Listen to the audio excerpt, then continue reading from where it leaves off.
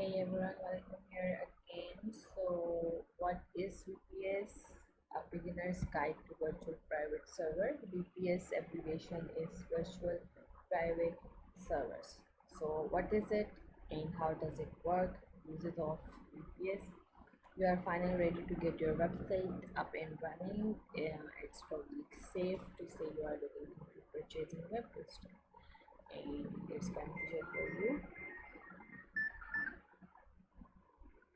So what is virtual private server? First, let's define what VPS actually stands for. It stands for virtual private server. In layman's term, a server is a powerful computer that stores all of the data in files that make up your website. When someone types your domain name into their web browser, that powerful computer serves up your website to the searcher's screen. Now, for the virtual aspect, VPS uses virtualization technology to split that one powerful server we just talked about into multiple virtual servers. Think of it this way, it's one piece of physical hardware that functions like several separate servers. How does VPS work? VPS hosting simulates the experience of a dedicated server, even though you are still sharing the physical server with other users.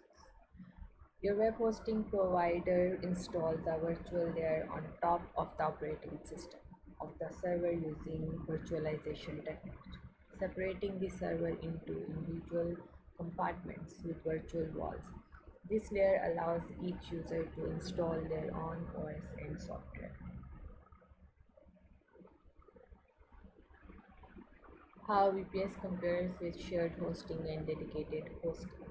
To truly understand how VPS works, it's important to get familiar with some of the basics of web hosting, including other common plans. Here's a brief breakdown of the differences between shared, dedicated, and VPS hosting. Shared hosting. Shared hosting is the most common form of web hosting and works well for many new website owners. When you purchase a shared hosting plan, you are sharing key resources like CPU, RAM, and hard drive space with other website owners using that same server. Let's use an analogy to make understanding this concept a little easier.